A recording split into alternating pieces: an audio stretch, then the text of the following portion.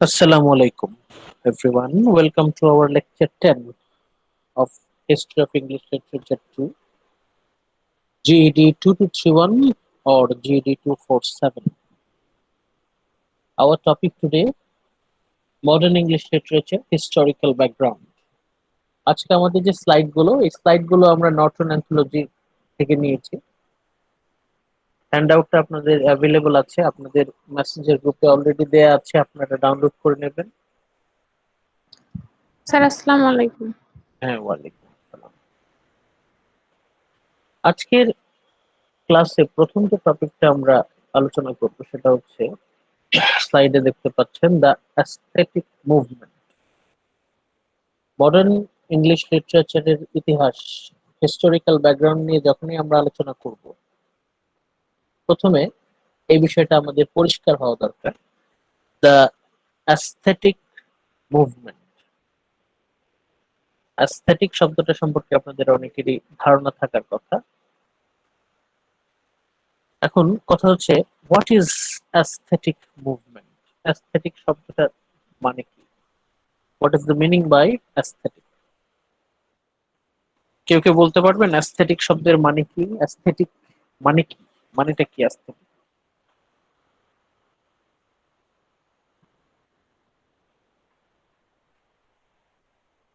আচ্ছা, মানে আমরা আস্তে আস্তে আসবে। আপাতত আপনারা প্রথম পয়েন্টটা দেখেন। The first point, let me highlight, insistence on art for art's sake. Aesthetic movement, এই শিল্প আন্দোলন, এটা সাহিত্য আন্দোলন, এটা কোনো রাজনৈতিক আন্দোলন না। This is fully aesthetic movement. এটার ফোকাসটা কি? আর্ট ফর আর্টস, শিল্প শুধুমাত্র শিল্পের জন্য,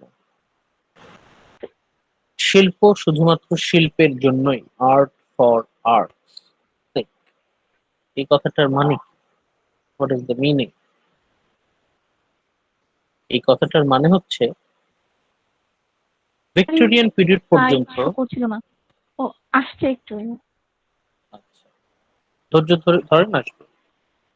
আর্ট ফর আর্টস সেক, শিল্প শুধুমাত্র শিল্পের জন্য, এই কথাটার মানে কি? What is the meaning?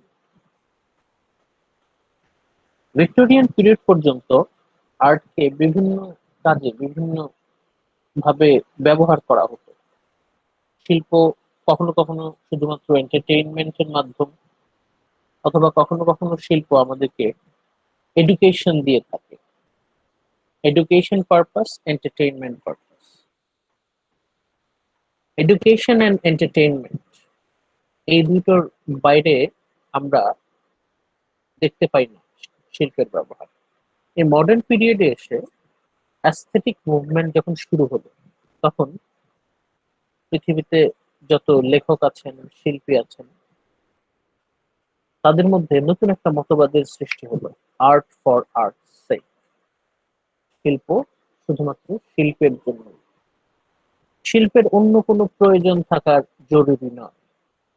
এমন না যে একটা শিল্পকে কোনো একটা কাজে সবসময় ব্যবহার করতেই হবে। It is not necessary to have purpose in every art. শিল্পের যে সবসময় কোনো মানে থাকতে হবে, শিল্পের যে সবসময় কোনো কাজে ব্যবহার করতে হবে, শিল্পের যে একটা উপযোগিতা থাকতে হবে, এমন কোনো কথা নেই। It is not necessary for an art to have purpose or meaning. এটা অনেক বড় একটা আঘাত, যেটা পরের পয়েন্টে আছে। Deliberately and provocatively assaulted the assumption about the nature and function of art held by ordinary readers. এটা একটা আক্রমণ। কি ধরনের আক্রমণ? সাধারণ মানুষের বিশ্বাসের প্রতি একটা আক্রমণ। ইচ্ছাকৃতভাবে আক্রমণটা করা হচ্ছে। শিল্প সম্পর্কে সাধারণ মানুষের যে ধারণাটা ছিল সেই ধারণার প্রতি প্রবল আঘাত। এতদিন পর্যন্ত মানুষ শিল্প বলতে যা বুঝতো, যে শিল্প কি জন্য ব্যবহার হবে, শিল্প মানুষকে আনন্দ দেওয়ার জন্য, এন্টারটেইনমেন্ট দেওয়ার জন্য, শিল্প মানুষকে এডুকেশন, শিক্ষা দেওয়ার জন্য। শিল্পীরা বললেন যে শিল্পের এরকম কোনো দায়ভার থাকা উচিত না। শিল্প, শিল্পের জন্ম শুধু হবে শিল্পের জন্যই, নো আদার পারপাস। শিল্পীরা এমন এমন শিল্পকর্ম সৃষ্টি করতে লাগলেন যার কোনো অর্থ খুঁজে পাওয়া যাচ্ছে না, যার কোনো কার্যকারিতা, উপযোগিতা খুঁজে পাওয়া যাচ্ছে না। মানে এই আর্ট দিয়ে আমরা কিছুই করতে পারবো না। শিল্পের জন্ম শুধু হবে শিল্পের জন্যই। সাধারণ যারা পাঠক, সাধারণ যারা দর্শক, সাধারণ মানুষ, তারা এই আন্দোলনে বেশ উদ্বিগ্ন হয়ে পড়লেন। কারণ এটা তাদের কারোই বোধগম্য হচ্ছে না, সবই তাদের মাথার উপর দিয়ে চলে যাচ্ছে। আর্ট ফর আর্টস সেক আন্দোলন যখন মানুষের মনে প্রবলভাবে আঘাত দেওয়া শুরু করলো, তখন শিল্পীরা তাদের সম্পূর্ণ স্বাধীনতা দাবি করলেন। তারা বললেন যে it is not obligatory for us to satisfy the thirst of ordinary people. সাধারণ মানুষকে সবসময় আনন্দ দেওয়ার জন্য, সাধারণ মানুষ সবসময় মন জুগিয়ে চলার জন্য, সবসময় মানুষকে কোনো মেসেজ, শিক্ষা দেওয়ার জন্যই যে সবসময় শিল্পকর্ম সৃষ্টি করতে হবে তা না। শিল্পী বলল যে আমি আমার ইচ্ছা মতো শিল্পী সৃষ্টি করব। শিল্পী, শিল্পীর কথা হচ্ছে, বক্তব্য হচ্ছে, I will create anything I wish. সাধারণ মানুষ বুঝলে বুঝলো, না বুঝলে নাই। মানে শিল্পীর কোনো ঠেকা নাই মানুষকে বোঝানোর জন্য। It is not obligatory for an artist to make it understand to everyone. মানে এটা হচ্ছে দর্শকের কাজ, বুঝে নেওয়াটা হচ্ছে দর্শকের কাজ। শিল্পী শিল্পীর মতো সৃষ্টি করে যাবে, শিল্পী নিজের জন্য সৃষ্টি করবে, অন্য কারোর জন্য সৃষ্টি করবে না। আর শিল্পের জন্ম হবে শুধুমাত্র শিল্পের জন্যই, এর পেছনে অন্য কোনো উদ্দেশ্য থাকবে না। কোন রকম পলিটিক্যাল প্রোপাগান্ডা, কোন রকম ফিলোসফিক্যাল প্রোপাগান্ডা, অন্য কোনো উদ্দেশ্য এই শিল্পের পেছনে থাকবে না। শিল্পকর্মের পেছনে একটাই উদ্দেশ্য থাকবে, সেটা হচ্ছে শিল্প সৃষ্টি, শিল্পের জন্য শিল্প। এটা সাধারণ মানুষের জন্য অনেক কঠিন একটা বিষয় এবং মানুষের মাথার উপর দিয়ে যেতে লাগলো। মানুষ বুঝতে পারলো না। শিল্পী শিল্পীর মতো, তার নিজের মতো, তার ইচ্ছা মতো স্বাধীনভাবে সে শিল্পকর্ম সৃষ্টি করে যাচ্ছে, আর সাধারণ মানুষজন বুঝতে পারছে না। এর ফলে শিল্পী এবং সাধারণ মানুষ এর মধ্যে একটা গ্যাপ সৃষ্টি হলো। সেটাই থার্ড পয়েন্টে আছে। এই aesthetic movement, art for art's sake মুভমেন্টের কারণে it widened the breach between artists and writers on the one hand and the Philistine public on the other. এই ফিলিস্তিন মানে হচ্ছে সাধারণ মানুষ, অর্ডিনারি পিপল। এটা প্যালেস্টাইনই না, এই ফিলিস্তিন মানে হচ্ছে সাধারণ মানুষ, আমজনতা অর্ডিনারি, বলেছিলেন। আমজনতা। widen the breach between artists and writers on one hand, একদিকে হচ্ছে শিল্পী, শিল্পী লেখকবৃন্দ একদিকে, আরেকদিকে হচ্ছে সাধারণ মানুষ। শিল্পী তার ইচ্ছা মতো শিল্পকর্ম সৃষ্টি করে যাচ্ছে, অন্য কারোর প্রতি তার কোনো দায়ভার নেই। শিল্পকর্ম সৃষ্টি করতে গিয়ে বারবার তার এটা চিন্তা করতে হচ্ছে না যে এর পেছনে আমাকে একটা মেসেজ দিতে হবে, মানুষকে আনন্দ দিতে হবে, এর পেছনে পলিটিক্যাল প্রোপাগান্ডা থাকতে হবে, ফিলোসফিক্যাল প্রোপাগান্ডা থাকতে হবে, মানুষকে এন্টারটেইনমেন্ট দিতে রিলিজিয়াস হবে। পারপাস থাকতে হবে। হ্যাঁ, এরকম কোনো পারপাস থাকার দরকার নেই। It is not necessary to have any purpose behind art. শিল্পের কোনো রকম উদ্দেশ্য পেছনে থাকা কোনো প্রয়োজন নাই। It is not obligatory for an art to have any meaning or purpose. সব শিল্পের যে মিনিং থাকতে হবে, সব শিল্পের যে পারপাস থাকতে হবে, এমন কোনো কথা নেই। শিল্প হবে হচ্ছে স্বাধীন, স্বতঃস্ফূর্ত শিল্পীর মনের প্রকাশ। এর পেছনে অন্য কোনো উদ্দেশ্য না থাকলেও চলবে।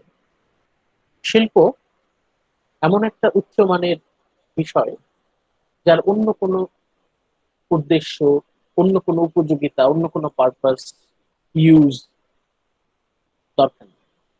শিল্পকে যে সবসময় ব্যবহার করতে হবে তাও না। সাধারণ মানুষ তো এটা বুঝবে না, কারণ এত হাজার হাজার বছর ধরে মানুষজন শিল্পকে যেভাবে মানে একসেপ্ট করে আসছে, হঠাৎ করে মডার্ন পিরিয়ড এসে সবকিছু বদলে যাচ্ছে। শিল্পীরা অনেক বেশি একচেটিয়া, অনেক বেশি এক্সেন্ট্রিক, তারা তাদের মন মতো শিল্প সৃষ্টি করছে। যারা লেখক তারাও তাদের মতো করে লিখছে। লেখক বলছে যে আমার কাজ লেখা, পাঠকের কাজ হচ্ছে বোঝা, আমার দায় নেই। It is not mandatory for me to make them understand. লেখকের কথা হচ্ছে আমার সেই দায়ভার নাই মানুষকে বোঝানোর মতো। I don't have that duty. আমার কাজ হচ্ছে লিখে যাওয়া। শিল্পীর কাজ হচ্ছে শিল্প সৃষ্টি করা, আর দর্শকের কাজ হচ্ছে সেটা বোঝা। দর্শক তার নিজের বুদ্ধি খাটিয়ে নিজের যোগ্যতা বলে বুঝে নেবে। শিল্পী তাকে সাহায্য করবে না, কারণ সাহায্য করতে গেলেই শিল্পের মান নিচে নেমে যায়। যারা আর্টিস্ট রাইটার তারাও হচ্ছে একদম একগুঁয়ে, তারা কোনো রকম ছাড় দেবে না, তারা তাদের মতো 100% পিওর আর্ট সৃষ্টি করে যাবে। আর সাধারণ মানুষ তো It বুঝতেই is পারে। our aesthetic pleasure. হ্যাঁ, মানে অ্যাস্থেটিক সেন্স না থাকলে আমরা সেই আর্ট বুঝতে পারবো না। এই সময় দেখা গেল যে আর্টিস্ট আর অডিয়েন্স, সাধারণ আমজনতা এবং শিল্পী, এই দুইয়ের মধ্যে বিশাল পার্থক্য। শিল্পী শিল্পীর মতো, রাইটার রাইটারের মতো লিখে যাচ্ছে, সাধারণ মানুষ সবকিছু বুঝে না, সাধারণ মানুষ বুঝতে পারছে না, সব তার মাথার উপর দিয়ে চলে যাচ্ছে। এই জন্য এদের মধ্যে একটা গ্যাপ তৈরি হলো। এখন শিল্পী তার মতো করে শিল্পকর্ম সৃষ্টি করে যাচ্ছে। এইটার অনুপ্রেরণা, ইন্সপিরেশন কোত্থেকে আসলো? আমরা ফোর্থ পয়েন্টে দেখতে পাই, from France came the tradition of Bohemian life. ফ্রান্সে একটা গ্রুপ ছিল, তারা সবসময় একটু বাউন্ডুলে জীবনযাপন করত। তারা সমাজের কোন রীতিনীতি নিয়ম কানুন মানত না। তারা নিজেদেরকে স্বাধীন দাবি করত, free, completely free. They had freedom from every social restriction. এই বোহেমিয়ান লাইফস্টাইল যারা ফলো করত, তাদেরকে সমাজ ভালো চোখে দেখত না। কেন?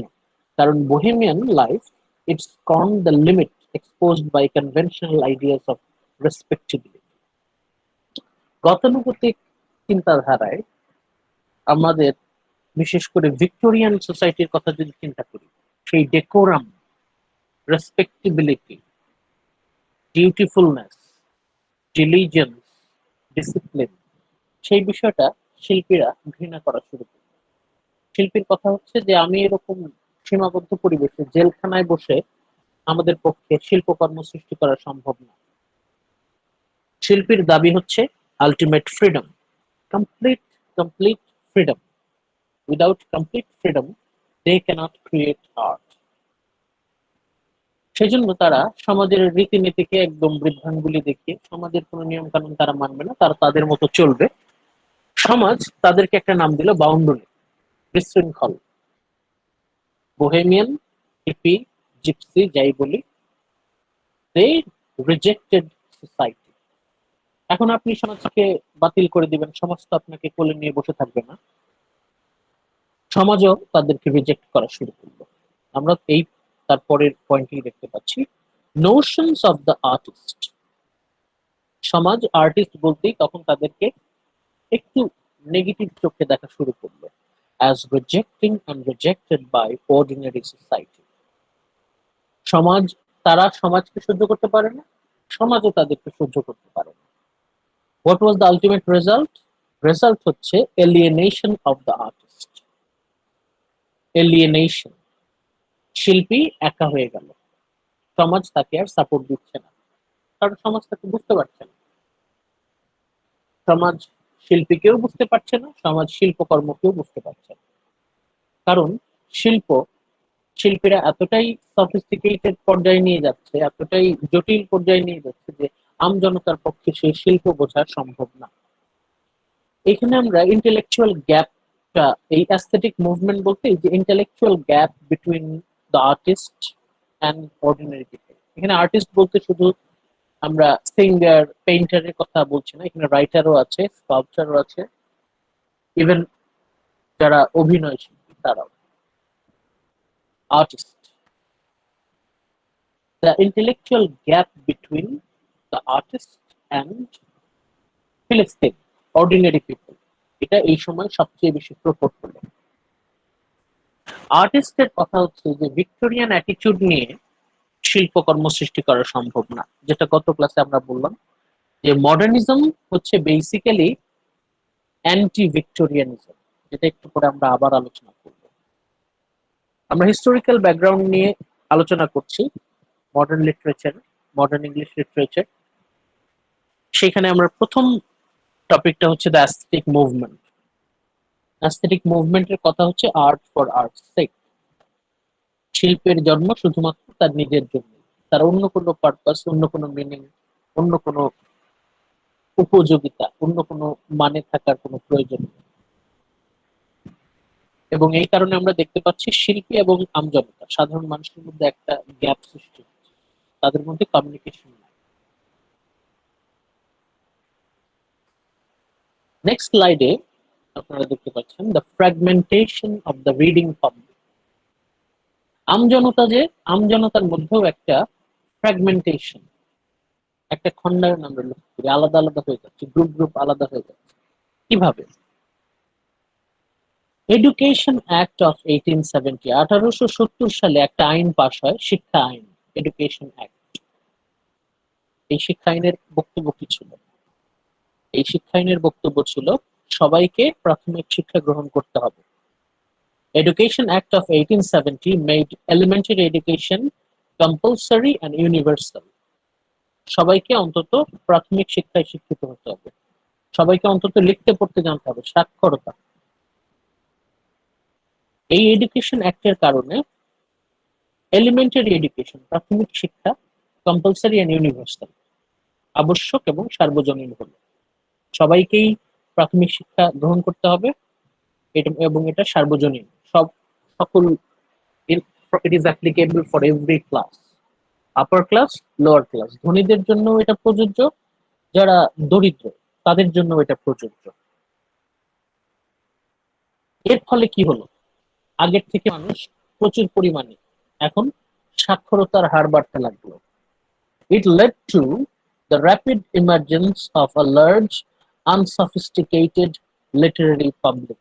দেখা গেল যে সাক্ষরতার হার অনেক উঁচু, অনেক মানুষ লিখতে পড়তে পারে।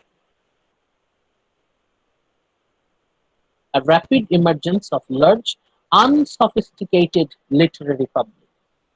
দেখা গেল যে এরা কোনো মতে লিখতে পড়তে পারে, কিন্তু এদের যে মানে কালচার, এটা ততটা সফিস্টিকেটেড না, দে আর আনসফিস্টিকেটেড। এটার মানে কি? এটার মানে পরের পয়েন্টে আরো চমৎকার করে বলা আছে। আমরা কাদের কথা বলছি?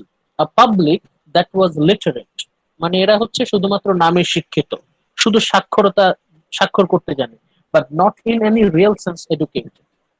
এরা লেখাপড়া জানে কিন্তু সত্যিকার অর্থে শিক্ষিত না, তারা প্রকৃত শিক্ষিত না। তারা কি ধরনের, কোন group? A public that was literate, এরা সাক্ষরতা এদের ছিল, but not in any real sense educated, কিন্তু এরা সত্যিকারের শিক্ষিত ছিল না। এবং এদের সংখ্যা, এই যে অর্ধ শিক্ষিত, মানে তাদেরকে আমরা অশিক্ষিত বলবো না, কারণ তারা তো লিখতে পড়তে জানে, তাদেরকে আমরা কুশিক্ষিত বলতে পারি, মানে দে আর নট প্রপারলি এডুকেটেড। এবং এদের সংখ্যা প্রচুর পরিমাণে বাড়তে লাগে,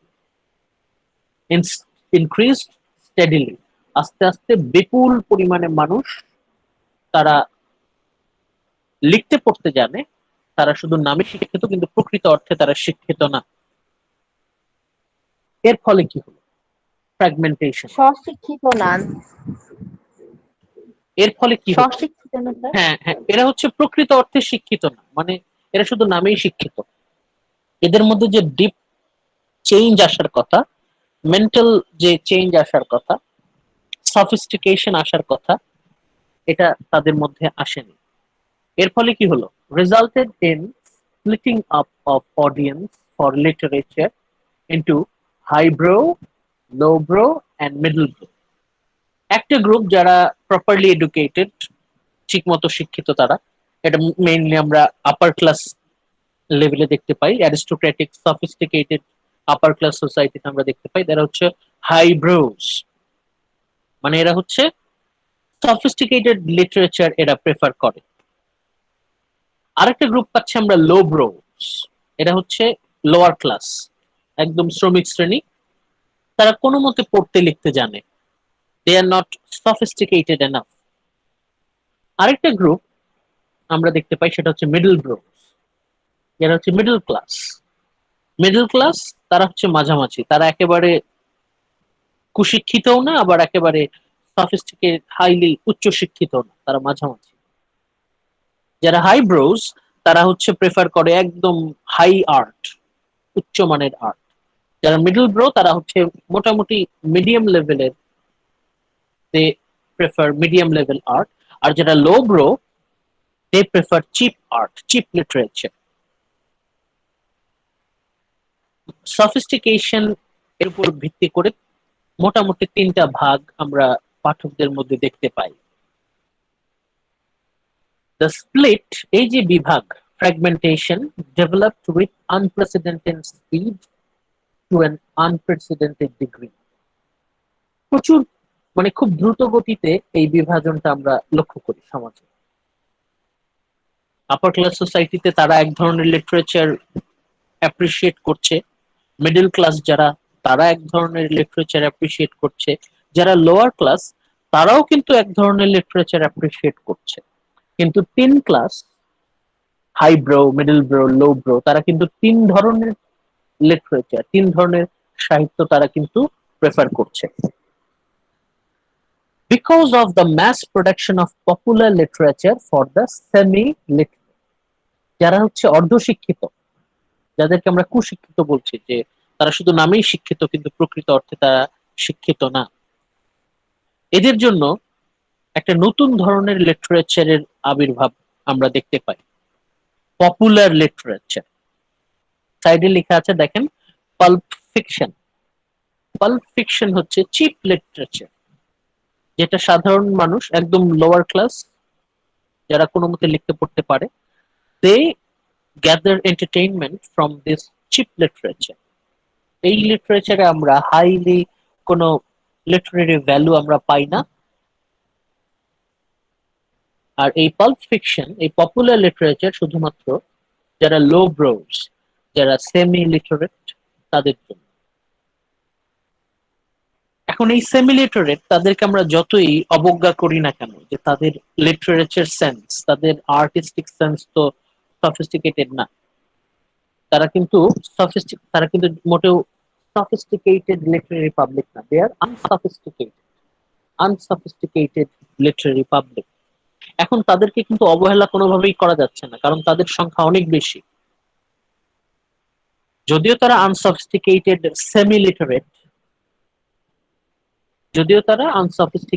সেমি লিটারেট, কুশিক্ষিত, কিন্তু তারপরেও তারা কিন্তু সংখ্যায় অনেক বেশি। এর ফলে দেখা গেল pulp fiction, cheap literature, popular literature যেগুলো, এগুলো প্রচুর পরিমাণে বিক্রি হওয়া শুরু হলো। প্রচুর বিক্রি হচ্ছে, তার মানে মার্কেটের চাহিদা প্রচুর, ডিমান্ড প্রচুর, পাবলিক খাচ্ছে প্রচুর পরিমাণে, সেই হিসেবে তৈরিও হচ্ছে প্রচুর। দেখা গেল যে প্রচুর পরিমাণে নভেল বিক্রি হচ্ছে, কিন্তু যে নভেল প্রচুর পরিমাণে বিক্রি হচ্ছে, সেই নভেল মোটেও সেই উচ্চ মানের সফিস্টিকেটেড নভেল না। কোন ধরনের নভেল বেশি বিক্রি হচ্ছে? যেটা সাধারণ আমজনতা, লোয়ার ক্লাস স্পেশালি, তারা লুফে নিচ্ছে as a means of entertainment. The gap between popular art and art esteemed only by sophisticated and expert, এই সময় আমরা আরেকটা গ্যাপ দেখতে পাই। কি গ্যাপ? একটা হচ্ছে, একদিকে হচ্ছে পপুলার আর্ট, যেটা মানুষ আমজনতা খাচ্ছে, আরেকটা হচ্ছে সফিস্টিকেটেড আর্ট, যেটা extend only by sophisticated and the expert. একটা হচ্ছে রিয়েল আর্ট আর একটা হচ্ছে পাল্প ফিকশন, চিপ আর্ট, সস্তা শিল্প। সস্তা শিল্প বলে আমরা যতই এটাকে অসম্মান করার চেষ্টা করি, কিন্তু ওই সময় এটা কিন্তু বেশ ইনফ্লুয়েন্সিয়াল। সাধারণ মানুষ কিন্তু এটা বিপুল পরিমাণে গ্রহণ করছে। এই সময়ে এসে এই যে পার্থক্যটা প্রবল হচ্ছে, একদিকে হচ্ছে সস্তা পপুলার আর্ট, আরেকদিকে হচ্ছে সফিস্টিকেটেড আর্ট। যেটা পপুলার আর্ট সেটা হয়তো আজকে থেকে 10 বছর পরে টিকে থাকবে না, এখন হয়তো মানুষ সেটা গ্রহণ করছে, কিন্তু যেহেতু এটার মধ্যে রিয়েল কোনো ভ্যালু নাই, ওটা কিন্তু একসময় হারিয়ে যাবে। কিন্তু যেটা সত্যি সত্যি উন্নত মানের শিল্প, সফিস্টিকেটেড আর্ট, সেটা কিন্তু মোটেও জনপ্রিয় না। মানে যে জিনিসটা জনপ্রিয় ওই জিনিসটার ভ্যালু কম, আর যে জিনিসটা সফিস্টিকেটেড ভ্যালু বেশি ওই জিনিসটা কিন্তু জনপ্রিয় না। এরকম একটা ভাগ আমরা দেখতে পাচ্ছি। তাহলে ফার্স্ট সেকেন্ড স্লাইডে আমরা যখন অ্যাস্থেটিক মুভমেন্টে আলোচনা করলাম, তখন আমরা দুইটা গ্রুপ দেখতে পাচ্ছি। একদিকে আমরা দেখতে পাচ্ছি শিল্পী, আমজনতা, এদের মধ্যে বিশাল একটা পার্থক্য, একটা গ্যাপ। আরেকটা গ্যাপ আমরা দেখতে পাচ্ছি বিটুইন পপুলার আর্ট, জনপ্রিয় শিল্প, আর হচ্ছে রিয়েল সফিস্টিকেটেড আর্ট। এই দুটো যখন একসাথে হলো, gap between the artist and philistine, আর gap between popular art and real sophisticated art, তখন দেখা যাচ্ছে সত্যি সত্যি আমরা বুঝতে পারছি যে সাধারণ মানুষ দে ক্যানট অ্যাপ্রিসিয়েট, সাধারণ মানুষ আমজনতা they cannot get any amusement, they cannot gather any entertainment from high art. Sophisticated art থেকে কিন্তু কোর্স এন্টারটেইনমেন্ট, যেটা যেটা সাধারণ মানুষ এক্সপেক্ট করে, সেটা কিন্তু মানুষ পাচ্ছে না। নেক্সট স্লাইডে যাই আমরা, fourth slide, the rise of pessimism and stoicism. Pessimism, pessimism মানে কি? পেসিমিস্টিক মানে হচ্ছে হতাশ, পেসিমিজম মানে হচ্ছে হতাশা, হতাশাবাদ। আরেকটা নতুন ওয়ার্ড হয়তো আপনাদের অনেকের কাছে, সেটা হচ্ছে স্টোইসিজম। স্টোইসিজম মানে কি, এটা একটু পরেই আমরা আলোচনা করছি। The novels and poetry of Thomas Hardy. Victorian লিটারেচারে আমরা থমাস হার্ডি এই ভদ্রলোকের অবদান আলোচনা করেছিলাম। থমাস হার্ডি, থমাস হার্ডির শুধুমাত্র ভিক্টোরিয়ান রাইটার নন, ওনাকে আমরা মডার্ন রাইটারও বলে থাকি। আমরা যদি ওনার নভেলের দিকে খেয়াল করি, as a novelist Thomas Hardy is Victorian. কিন্তু যখনই আমরা তার কবিতার কথা, স্পেশালি থমাস হার্ডির পোয়েট্রির কথা উল্লেখ করব, তখন আমরা তাকে মডার্ন পোয়েট বলতে পারি। থমাস হার্ডি একই সাথে উনি ভিক্টোরিয়ান নভেলিস্ট এবং মডার্ন পোয়েট। কেন আমরা বলছি? আমরা এই তার কিছু কিছু নভেলেও মডার্ন এলিমেন্ট পাওয়া যায়, তবে তার পোয়েট্রিটা আমরা অ্যাপ্রিসিয়েট করি মডার্ন পোয়েট্রি হিসেবে। তার নভেল, তার কবিতায় we find one kind of pessimism. তার তার উপন্যাসে, তার কবিতায় আমরা এক ধরনের হতাশাবাদ পাই। And it was pessimism even if Hardy himself repudiated the term. Hardy এটা কখনো স্বীকার করতে চান নাই যা যে তার কবিতা উপন্যাসে হতাশা ফুটে উঠছে। কিন্তু সত্যি সত্যি আমরা যদি মন দিয়ে লক্ষ্য করি, ভালো করে খেয়াল করি, তাহলে হার্ডির নভেল পোয়েট্রিতে we find pessimism. And the poems of A.E. Housman show another variety. মানে এই থমাস হার্ডি, A.E. হাউসম্যান, এদের কবিতায় আমরা পেসিমিজম, হতাশাবাদ লক্ষ্য করি। ডিপ্রেশন, ফ্রাস্ট্রেশন, পেসিমিজম, মানবতার প্রতি, বাস্তবতার প্রতি, সমাজের প্রতি মানুষের অনাস্থা, এবং what was the ultimate result? Depression, frustration, pessimism, হতাশা। মানুষ কোনো কিছুর উপরই ভরসা করতে পারছে না। Human being cannot depend on anything. কোথাও আশার বাণী খুঁজে পাচ্ছে না। মানুষ হতাশ। মডার্ন ম্যান মানেই হচ্ছে পেসিমিস্টিক, হতাশ। এই হতাশার একটা ছবি আমরা থমাস হার্ডির কবিতায় দেখতে পাই। আমরা যখন এই হাউসম্যান, আরেকজন বিখ্যাত কবি, উনার কবিতাতেও আমরা পেসিমিজম লক্ষ্য করি। মডার্ন লিটারেচার আর পেসিমিজম ওতপ্রোতভাবে জড়িত। মডার্ন লিটারেচার মানেই হচ্ছে এখানে আমরা হতাশার ছাপ খুঁজে পাবো। এবার আসি আমরা স্টোইসিজম, পরের শব্দটা। স্টোইসিজম মানে কি? What is stoicism? Stoicism means the determination to stand for human dignity. Determination মানে হচ্ছে প্রতিজ্ঞা, একাগ্রতা। কিসের প্রতিজ্ঞা? To stand for human dignity, মানব মর্যাদা, আত্মমর্যাদা। By enduring bravely with stiff upper lip whatever fate may bring. মানুষের জীবনে অনেক রকম কষ্ট থাকতে পারে, যুদ্ধ থাকতে পারে, সংগ্রাম থাকতে পারে, কিন্তু মানুষকে সবসময় মাথা উঁচু করে সাহসের সাথে আত্মমর্যাদা বজায় রেখে চেষ্টা চালিয়ে যেতে হবে।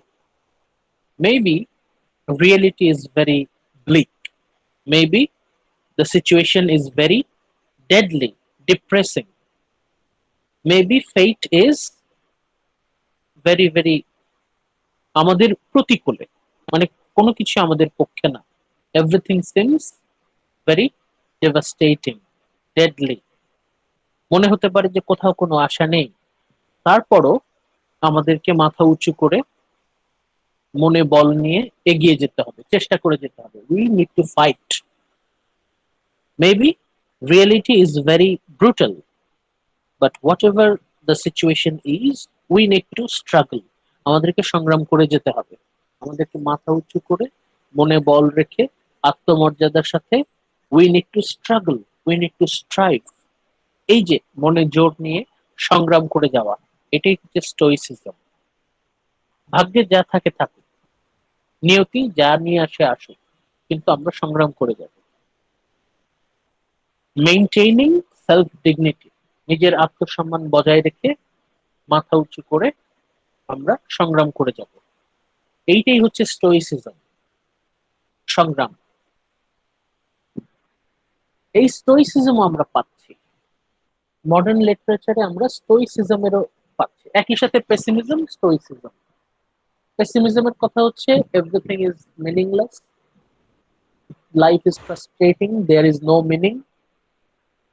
আর স্টোইসিজম হচ্ছে সিচুয়েশন যতই খারাপ থাকুক, আমি আমার আত্মসম্মান, সেলফ ডিগনিটি মেনটেন করে I will struggle. I am determined to struggle, I am determined to strive to do better. Modern লিটারেচারে আমরা এই দুটো মতবাদ পাই। স্টোইসিজম কোথায় কোথায় পাচ্ছি আমরা? Robert Louis Stevenson, Robert Louis Stevenson তার লেখায়, ভিভিই হেনলি, রুডিয়ার্ড কিপলিং তার জাঙ্গল বুকস, এটা আপনারা সবাই এইটার গল্পটা জানেন, মোগলি, মোগলির গল্পটা। মোগলি আর শের খানের গল্প আমরা সবাই জানি। জাঙ্গল বুক, জাঙ্গল বুকে শের খান, একটা বাঘ থাকে, Shere Khan, very powerful, very brutal, deadly.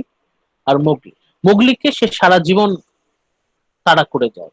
মোগলির জীবনের একটা দুঃস্বপ্নের নাম ছিল শের খান, কিন্তু তারপর ওই মোগলি কিন্তু স্ট্রাগল করে গেছে একদম শেষ পর্যন্ত। Maybe fate might bring you nightmares, but still you will struggle. Pessimism, stoicism, এই দুইটা মতবাদ আমরা মডার্ন লিটারেচারে পাই, এবং এখানে আমরা রেফারেন্সও পাচ্ছি যে কাদের কাদের লেখায় আমরা পেসিমিজম পাই। পেসিমিজম পেয়েছিলাম দুই কবি, থমাস হার্ডি, হাউসম্যান, এদের লেখায়। আর স্টোইসিজম পাচ্ছি আমরা specially Robert Louis Stevenson, Rudyard Kipling. এরা দুইজনই কিন্তু মানে শিশু সাহিত্য, জুভেনাইল নভেল, শিশু কিশোরদের যে সাহিত্য, এরা সফল। তাদের লেখায় আমরা এই হিউম্যান স্ট্রাগল এর একটা ইন্সপিরেশন পাই, যে আমাদের নিয়তি অনেক কিছু আমাদের সামনে এনে উপস্থিত করতে পারে। Maybe the life is deadly, full of struggle. যতই কষ্ট থাকুক, যতই যুদ্ধ থাকুক, আমরা কিন্তু ফাইট করে যাবো, আমরা সংগ্রাম করে যাবো।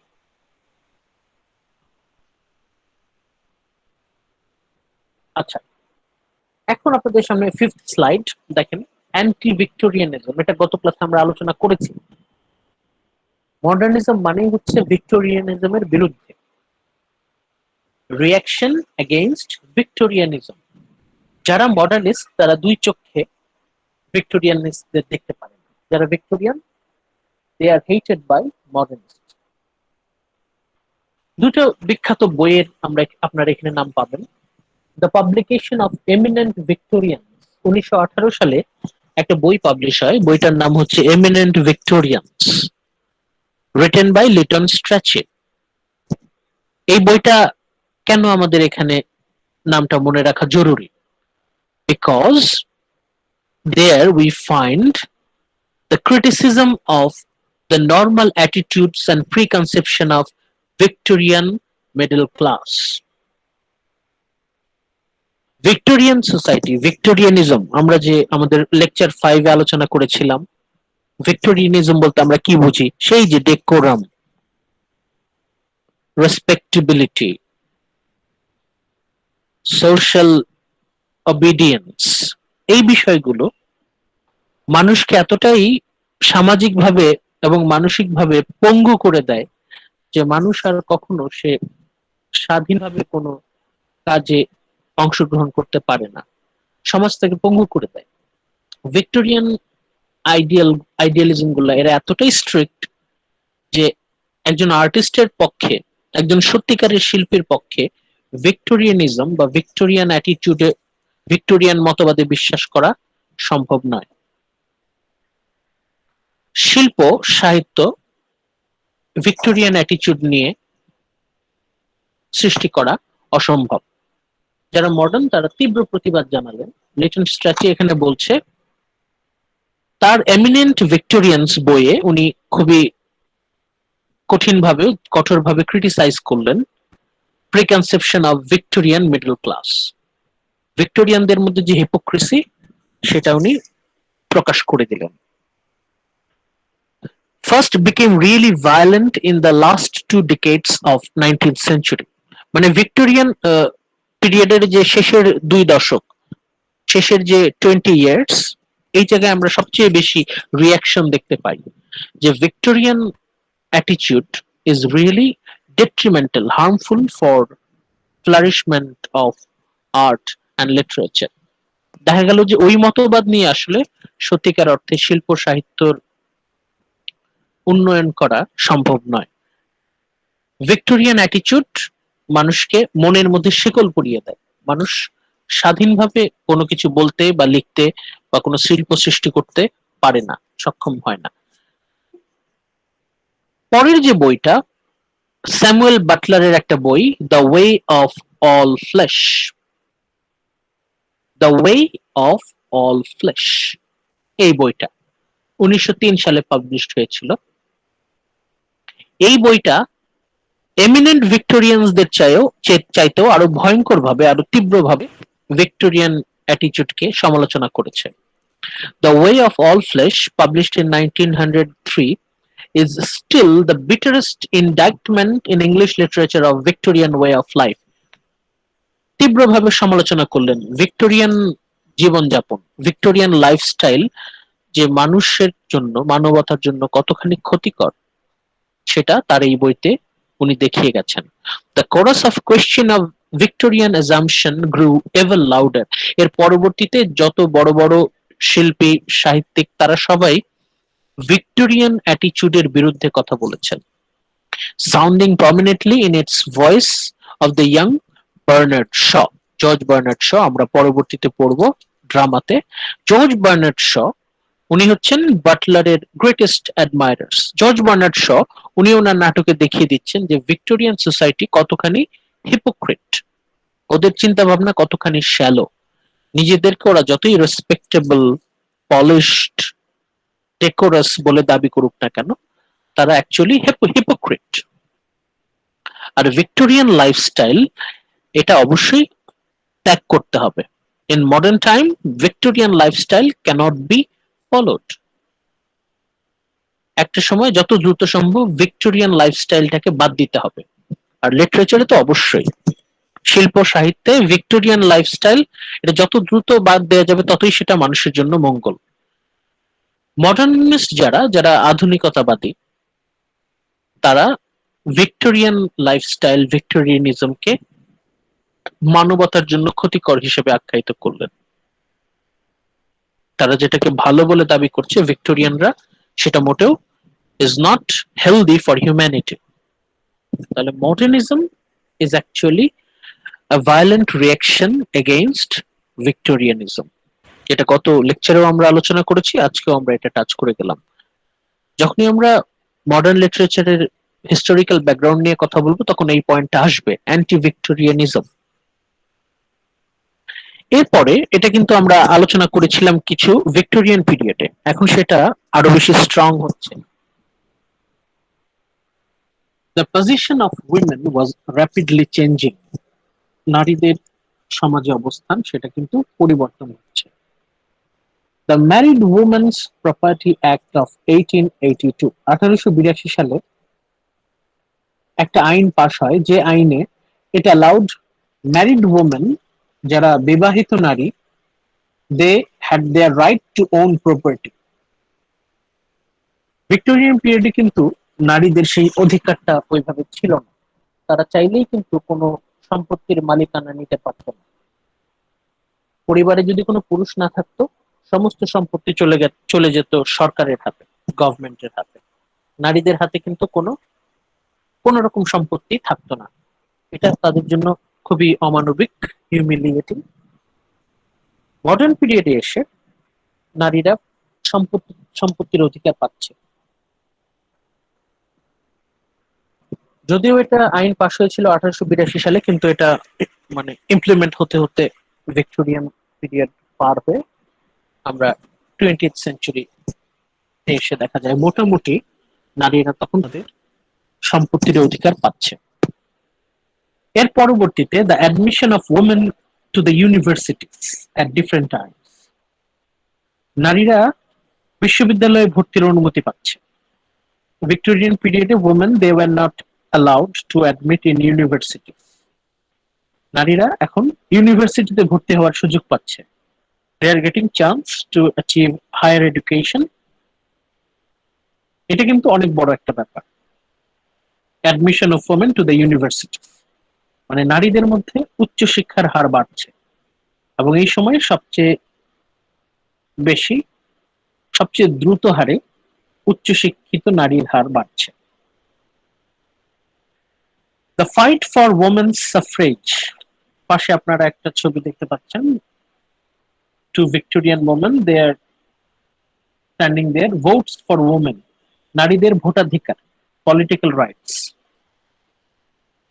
এটা কিন্তু ভিক্টোরিয়ান পিরিয়ডে they started their struggle, political struggle তারা শুরু করলো, কিন্তু তারা কিন্তু সেই অধিকার পায়নি যেটা আমরা বলেছিলাম। ভিক্টোরিয়ান পিরিয়ডে they tried but they didn't get their right to give votes, which was not won until 1918. 1918 এসে মোটামুটি ভোটাধিকারের মানে আনুষ্ঠানিকভাবে লিগ্যাল দিক থেকে আইন পাশ হয় যে নারীরা ভোট দিতে পারবে।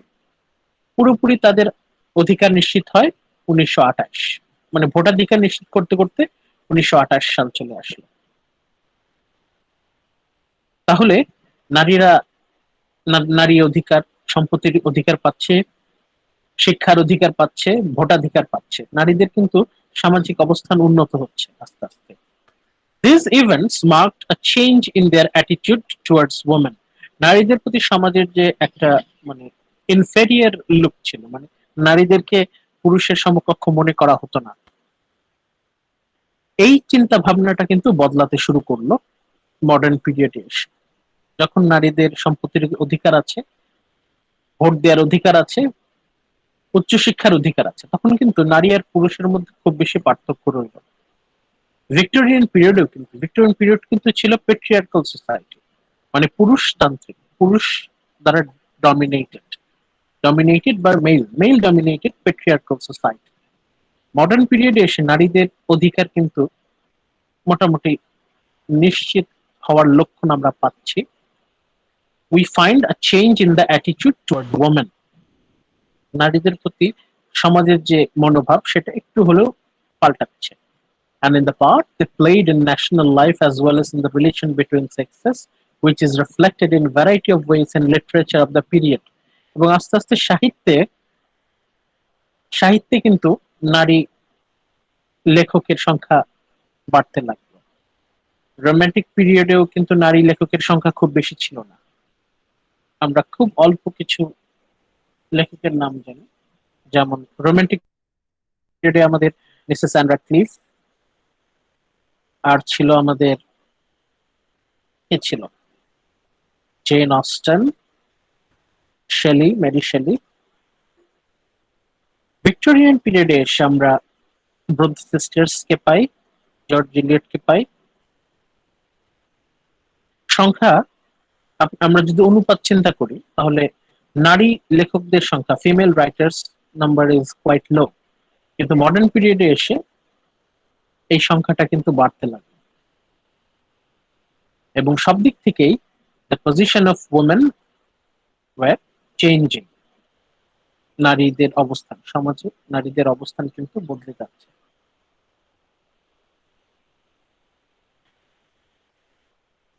আমরা ভিক্টোরিয়ান পিরিয়ডের হিস্টোরিক্যাল ব্যাকগ্রাউন্ড যখন পড়ছিলাম তখন আমরা বলছিলাম যে ভিক্টোরিয়ান পিরিয়ডে কিন্তু ব্রিটিশ সাম্রাজ্যবাদ, ইম্পেরিয়ালিজম তখন ফ্লারিশ করছে। মডার্ন পিরিয়ডে এসে ইম্পেরিয়ালিজম, ব্রিটিশ সাম্রাজ্যবাদ, উপনিবেশবাদের বিরুদ্ধে একটা আন্দোলন, রিয়াকশন শুরু হয়ে গেল। দ্য বোয়ার্স ওয়ার, একটা যুদ্ধের কথা এখানে আপনারা দেখতে পাচ্ছেন। বোয়ার্স ওয়ার, এটা 1899 থেকে 1902 একটা যুদ্ধ হয়। It was fought by British to establish political and economic control over the Boers Republic of South Africa. South আফ্রিকায় ব্রিটিশরা তাদের রাজনৈতিক এবং অর্থনৈতিক ক্ষমতা প্রতিষ্ঠিত করার জন্য যুদ্ধ করে। মানে এই সময় গিয়ে সবচেয়ে বেশি ওদের যে ক্ষমতা আর টাকার প্রতি যে লোভ, অর্থের প্রতি যে ওদের লোভ, এটা অনেক বেশি পৃথিবীর কাছে প্রকাশ হচ্ছে। It marked both high point of and the reaction against British imperialism. ব্রিটিশদের বিরুদ্ধে তখন বিভিন্ন জায়গায় দেশে দেশে সংগ্রাম শুরু হতে লাগলো। আমাদের ব্রিটিশ, আমাদের এই ইন্ডিয়ান সাবকন্টিনেন্ট, ভারতীয় উপমহাদেশও কিন্তু খুবই তীব্রভাবে অ্যান্টি ইম্পেরিয়ালিস্ট শুরু হয়ে গেল। কিন্তু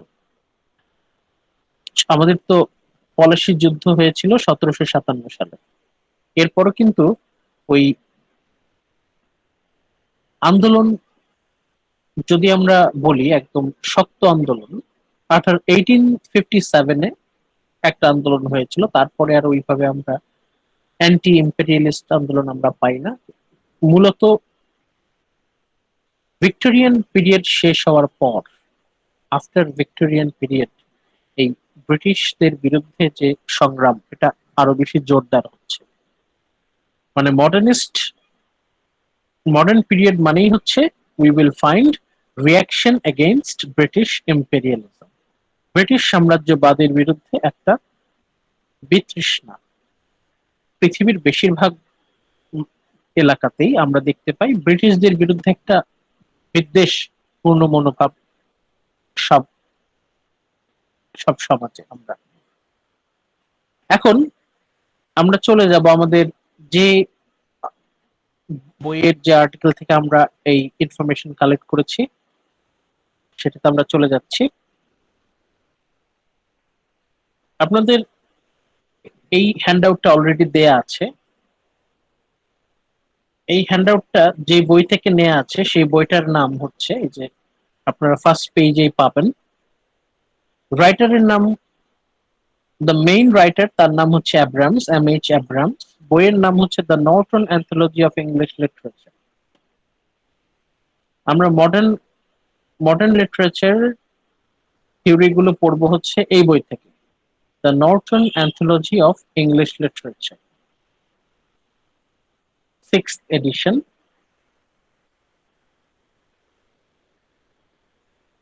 আমরা থার্ড পেজে চলে যাই। থার্ড পেজে এসে প্রথম যে প্যারাটা দেখবেন, প্রথম প্যারাগ্রাফটা, এই প্যারাগ্রাফে একটু আগে আমরা যে পয়েন্ট আলোচনা করলাম যে মডার্নিজম মানেই হচ্ছে anti imperialism, reaction against British imperialism, এইটারই ব্যাখ্যা দেয়া আছে আমাদের প্রথম প্যারাগ্রাফটাতে। এখানে আরো কিছু উদাহরণ দেয়া আছে।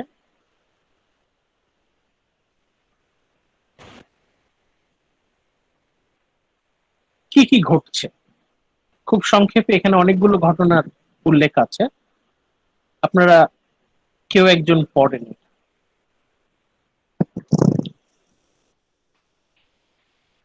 তাসনিম রহমান পড়েন তো এটা। তাসনিম রহমান এখান থেকে পড়েন। The development of the British empire এখান থেকে পড়েন।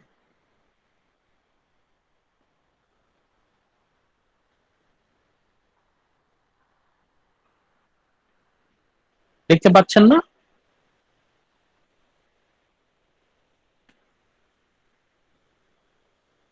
Okay, sir.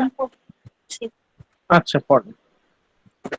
The development of the British Empire into the British Commonwealth, an association of self-governing countries, continued in fits and starts throughout the first half of the 20th century, with imperialist and anti-imperialist sentiment often meeting head-on.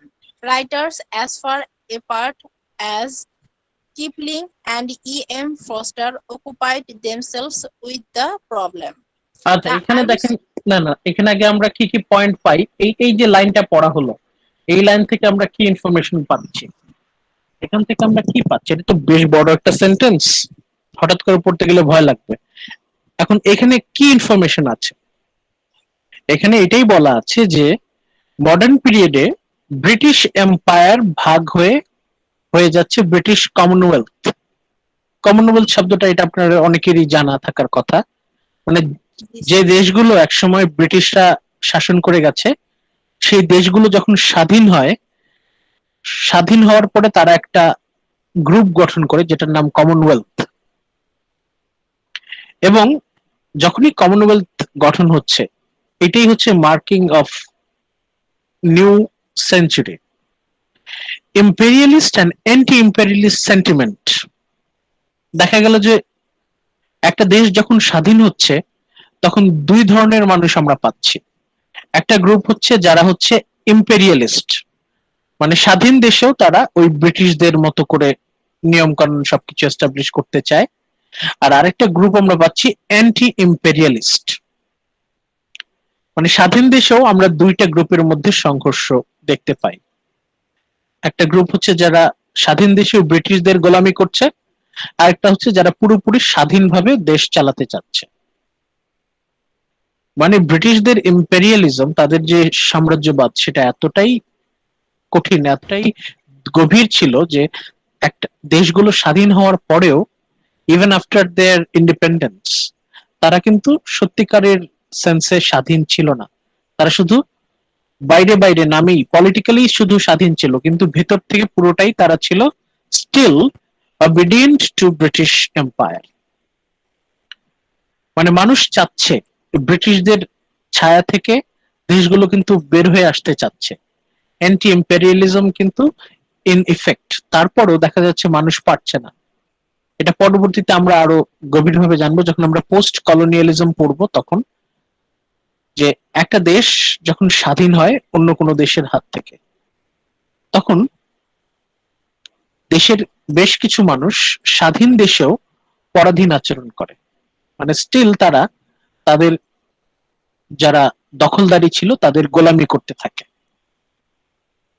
Rudyard Kipling, EM Faustus, এদের লেখায় আমরা এই বিষয়গুলো দেখতে পাই যে মানুষ সংগ্রাম করছে। আমাদের দেশেও কিন্তু ব্রিটিশদের বিরুদ্ধে সংগ্রাম হয়েছে, ব্রিটিশদের বিরুদ্ধে কিন্তু সংগ্রাম হয়েছে। মডার্ন লিটারেচারে আমরা এই সংকটগুলো দেখতে পাই। In modern literature we find the clash, কিভাবে মানুষজন সংগ্রাম করছে ব্রিটিশদের ছায়া থেকে বের হয়ে আসার জন্য। পরের লাইনটা একটু পড়েন তো। The Irish questions also caused a great deal of excitement from the beginning of the period until well into the 1920. A steadily rising Irish nationalism protested with increasing violence against the political subordination of Ireland to the British Crown and government. In World War I, some Irish nationalists sought German help in rebelling against Britain. AQD, this exacerbated feeling on both sides. No one can fully understand years or joys without some. Then, sir, without Awareness some of, awareness of the Irish struggle for independence. আচ্ছা এই The পর্যন্ত feeling, থাকুক। এখানে এখানে আমরা কি দেখতে পাচ্ছি যে যারা আইরিশ তারা স্বাধীনতার জন্য যুদ্ধ করছে, দে আর স্ট্রাগলিং। আপনারা এটাও আমরা কিছু পাবো যে আয়ারল্যান্ড তারা কিন্তু প্রতিবেশী দেশ, ব্রিটেনের প্রতিবেশী দেশ হচ্ছে আয়ারল্যান্ড। ব্রিটিশ যারা তারা এই আইরিশটাকে নিজেদের দখলকৃত দেশ হিসেবে মনে করতো, কিন্তু আইরিশরা তারা দে ক্রেভড ইন্ডিপেন্ডেন্স। এর ফলে কি হলো, আয়ারল্যান্ড ইংল্যান্ড এই দুই দেশের মধ্যে কিন্তু কন্টিনিউয়াস পলিটিক্যাল স্ট্রাগল আমরা দেখতে পাই, ইনক্রিজিং ভায়োলেন্স। এখন এখান থেকে আমরা কি পাচ্ছি, কি ইনফরমেশন পাচ্ছি হচ্ছে মডার্নিজম ইন ইংলিশ লিটারেচার যদি আমরা বুঝতে চাই, যদি আমরা মডার্নিজম ইন লিটারেচার বুঝতে চাই, তাহলে এটা আমাদের শিওর হতে হবে যে it is most of it, এটার বেশিরভাগ পার্টি হচ্ছে স্ট্রাগল এগেইনস্ট ইম্পেরিয়ালিজম, ব্রিটিশ সাম্রাজ্যবাদের বিরুদ্ধে সংগ্রাম, রিয়াকশন এগেইনস্ট ইম্পেরিয়ালিজম।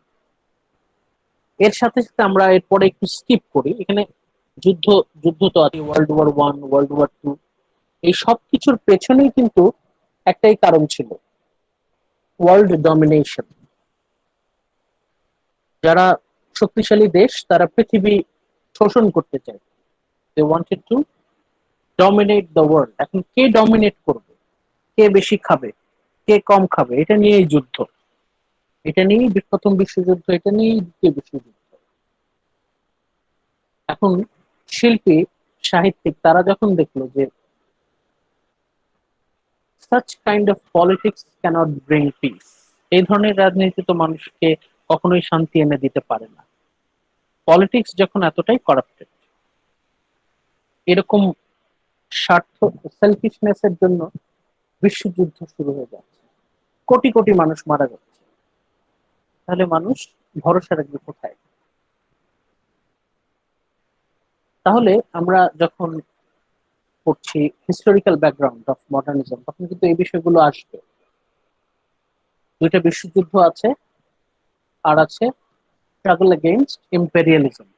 এখানে আমরা বারবার ব্রিটিশ ব্রিটিশ কেন বলছি, আরো অন্যান্য দেশরাও তো আছে, জার্মান তারাও তো imperialist, France, Italy, Portugal, Spain, European বেশিরভাগ দেশই তারা ছিল ইম্পেরিয়ালিস্ট। তারা বিভিন্ন দেশের বিভিন্ন পৃথিবীর বিভিন্ন দেশ তারা দখল করে শোষণ করত। কিন্তু আমরা যেহেতু ইংলিশ লিটারেচার আমরা এখানে ফোকাস করছি, এই জন্য ব্রিটিশ ইম্পেরিয়ালিজমটার উপর আমরা ফোকাস বেশি করছি, এবং আমরা দেখাচ্ছি যে কিভাবে রিয়াকশন এগেইনস্ট ব্রিটিশ ইম্পেরিয়ালিজম এটা হচ্ছে আমাদের মডার্ন লিটারেচারের একটা খুবই গুরুত্বপূর্ণ অংশ হতে পারে।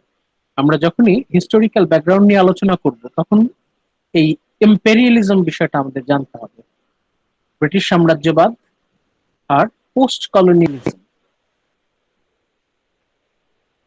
এই এই যে ইম্পেরিয়ালিজম, এইটারই পরিণতি হচ্ছে বিশ্বযুদ্ধ।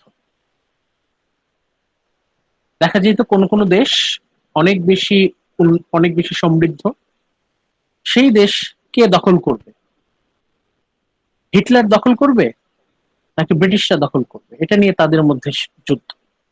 এক একটা গ্রুপ তারা একসাথে হয়ে যুদ্ধ করলো এবং পৃথিবী কোটি কোটি মানুষ মারা গেল। এই যে বিশ্বযুদ্ধ দুটো, ওয়ার্ল্ড ওয়ার 1, ওয়ার্ল্ড ওয়ার 2, মূল কারণ হচ্ছে ইম্পেরিয়ালিজম। মডার্ন পিরিয়ডে এসে যারা সাহিত্যিক তারা এই ব্যাপারে সোচ্চার হলেন, তারা দেখিয়ে দিলেন দুর্বলতা কোন জায়গায়।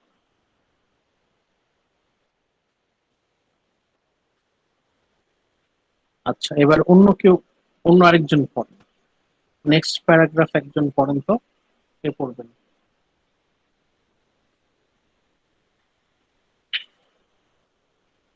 পিঙ্কি দেখতে পাচ্ছেন?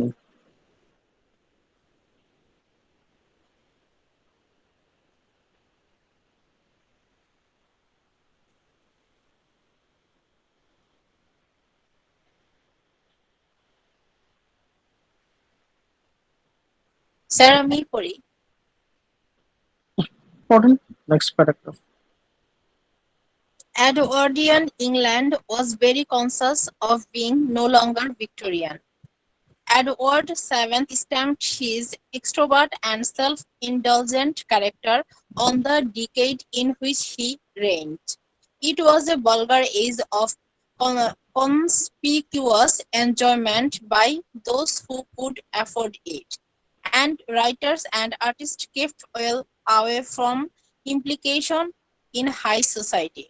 Although আচ্ছা, there were আমরা আমরা আমরা এই পর্যন্ত রাখি। এটুকুর মানে কি, আমরা একটু মানে জিস্টটা জানি, এখানে কি বোঝাচ্ছে? এডওয়ার্ডিয়ান ইংল্যান্ড, কুইন ভিক্টোরিয়ার পর ইংল্যান্ডের রাজা ছিলেন সপ্তম এডওয়ার্ড 7। এই ভদ্রলোক ছিল খুবই, সে হচ্ছে খুব জাঁকজমকপূর্ণ হাই-ফাই লাইফস্টাইল পছন্দ করত, জাঁকজমকপূর্ণ। Edwardian England was no longer Victorian সময়টা যেমন খুবই মানে রিপ্রেসড ছিল, মানে সংযমী একটা সময় ছিল। ওই সময় কুইন ভিক্টোরিয়া কিন্তু মানে আত্মসংযম, সেলফ কন্ট্রোলের একটা বিশাল এক্সাম্পল। কুইন ভিক্টোরিয়া সে যতটাই মানে সুশীল ছিল, মানে ডিসেন্ট ছিল, সপ্তম এডওয়ার্ড ঠিক ততটাই মানে শো অফ করত। ওর মধ্যে আমরা এক্সট্রোভার্ট মানে সেলফ ইন্ডালজেন্ট ক্যারেক্টারিস্টিক্স আমরা দেখতে পাই। ইট ওয়াজ এ ভালগার এজ। মানে যারা আপার ক্লাস তারা অনেক শো অফ করতে পছন্দ করত, তারা মানে দেখাতে পছন্দ করত তাদের তাদের সম্পত্তি কেমন, তাদের দেখা যেত তারা অনেক জাঁকজমকপূর্ণ ভাবে বিভিন্ন অনুষ্ঠানের আয়োজন করত, প্রচুর টাকা পয়সা খরচ করত, শো অফ করতো আর কি। একটা সময় এডওয়ার্ডিয়ান পিরিয়ডটা আপার ক্লাস তারা এতটাই শো অফ করত যে এটা যারা আর্টিস্ট তাদের জন্য এই পরিস্থিতিটা মোটেও আকর্ষণীয় ছিল না। বিশেষ করে আপার ক্লাস তারা এতটাই ভালগারিটিতে আসক্ত হয়ে গিয়েছিল যে writers and artist kept well away from high society. মানে এডওয়ার্ডিয়ান ভিক্টোরিয়ান পিরিয়ডের ঠিক পরেরটা 1901 থেকে 1910, এই সময় যাদের হাতে টাকা পয়সা ছিল তারা শো অফ করতো, প্রচুর পরিমাণে শো অফ করতো, তারা দেখিয়ে বেড়াতো তাদের সম্পত্তিটা। কারণ ওই সময় দেখা যেত যে অ্যারিস্টোক্রেটিক সোসাইটি, তাদের হাতে প্রচুর কাঁচা টাকা, প্রচুর টাকা পয়সা, প্লাস কিছু কিছু ব্যবসায়ী আছে তারা অল্প সময়ে প্রচুর টাকা পয়সার মালিক হয়, তারা তাদের ক্লাস বোঝানোর জন্য তারা শো অফ করত। কুইন ভিক্টোরিয়ার টাইমে আসলে ওইরকম শো অফের পরিমাণ কমে গিয়েছিল, কারণ রানী নিজেই অনেক সংযমী, অনেক ডিসেন্ট। কিন্তু এই টাইমটাতে এই শো অফের পরিমাণটা বেড়ে যায়। যারা আর্টিস্ট তাদের কাছে এই ভালগারিটি মোটেও গ্রহণযোগ্য না, এই জন্য তারা হাই সোসাইটি থেকেও আলাদা হয়ে গেলেন। এই যে এই লাইনটা এখানে ক্লিয়ার করছে, the alienation of artist and intellectual was proceeding appeal. Artist and intellectual তারা হাই সোসাইটি থেকে নিজেদেরকে দূরে সরিয়ে নিচ্ছে, কারণ হাই সোসাইটির যে আচার আচরণ সেটা মোটেও যারা শিল্পী, যারা বুদ্ধিজীবী তাদের কাছে গ্রহণযোগ্য না।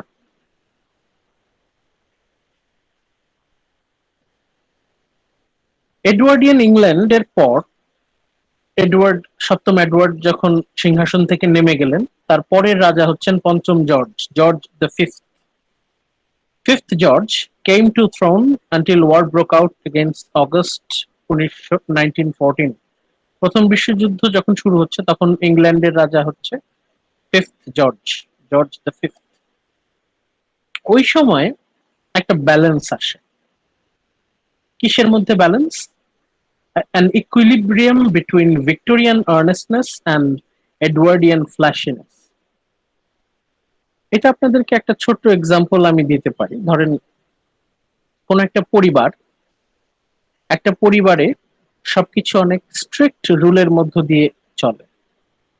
পরিবারের যে মূল কর্তা, ধরেন বাবা, সে হচ্ছে খুবই স্ট্রিক্ট, সবসময় বাড়ির সবকিছু উনি কন্ট্রোল করেন। কেউ এক্সট্রা কোনো টাকা পয়সা খরচ করতে পারে না, যতটুকু প্রয়োজন ততটুকু। পরবর্তীতে যখন পরিবারের কর্তা মারা যায়, নতুন একজন কর্তা আসে, তখন একটা অ্যাটিচিউড আমরা লক্ষ্য করি। কিসের অ্যাটিচিউড? যে অনেক বেশি স্ট্রিক্ট থেকে যখন কেউ স্বাধীনতা পায়, তখন কিন্তু সে অনেক বেশি শো অফ করতে চায়। মানে এতদিন পর্যন্ত সে তার স্বাদ আহ্লাদ পূরণ করতে পারে নাই, যখনই সে স্বাধীনতা পেল তখন কিন্তু সে অনেক বেশি বেশি একটা লিমিট ক্রস সে করতে চায়। মানে এতদিন সে যা করতে পারেনি সেটা সে একবারে করতে চায়। Victorian society, it is all about control, reticence, সংযম, আর্নেস্টনেস। এডওয়ার্ডিয়ান পিরিয়ডে এসে সেটা মানুষজন একটা রিয়াকশন দেখাচ্ছে যে এতদিন আমি আমার যা মন চায় তা করতে পারিনি, এখন আমি যা মন চায় তাই করব। কুইন ভিক্টোরিয়াও দেখা যেত যে সবসময় একদম সাদামাটা পোশাক পরে থাকতো। মানুষজন তারা চাইলেই মানে শাইনি শো অফ পোশাক পরতে পারতো না। এই জন্য এডওয়ার্ডিয়ান পিরিয়ডে এসে মানুষজন, বিশেষ করে হায়ার ক্লাস, তারা কিন্তু অনেক বেশি শো অফ করতো, অনেক বেশি ফ্ল্যাশিনেস তারা এক্সপোজ করতো। In retrospect the Georgian period seems peculiarly golden. Georgian পিরিয়ডে এসে মোটামুটি আমরা একটা, এই যে এতক্ষণ পর্যন্ত আমরা যে কথাগুলো বলছি, এটার মূল কথা কি? মূল কথা হচ্ছে লাইফস্টাইল, সোসাইটি অ্যান্ড লাইফস্টাইল। মানুষের মধ্যে লাইফস্টাইল চেঞ্জ হচ্ছে।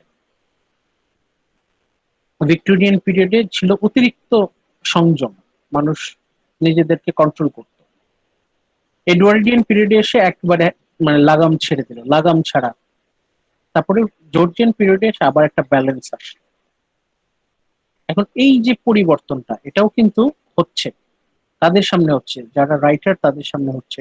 এটাও আমরা লিটারেচারে পাই। লাইফস্টাইল চেঞ্জ হচ্ছে, মানুষের লাইফস্টাইল চেঞ্জ হচ্ছে, এটাও কিন্তু আমরা পাচ্ছি ইন লিটারেচার।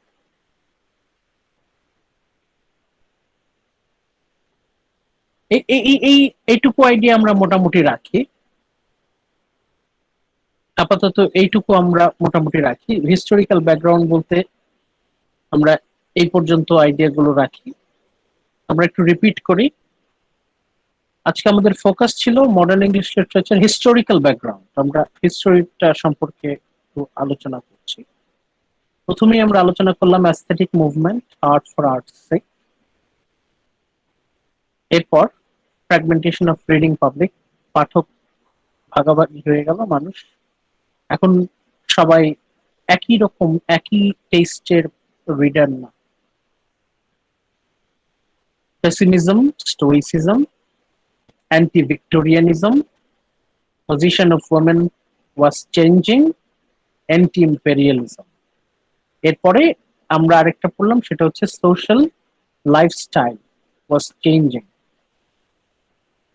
আমরা এখানে এসে পড়লাম society was changing, সমাজ পরিবর্তন হচ্ছে, সমাজ পরিবর্তন হচ্ছে, কালচার, সংস্কৃতি পরিবর্তন হচ্ছে। এইটুকু আমরা বরং আজকে রাখি। এখন আপনারা দেখেন এই পয়েন্টগুলোর মধ্যে থেকে কোন পয়েন্টটা আপনাদের একটু অস্পষ্ট আছে ওটা বলেন, আমরা একটু আলোচনা করি।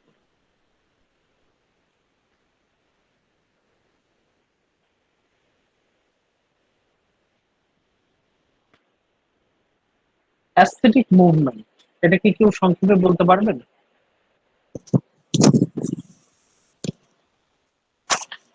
আলিফ আছেন?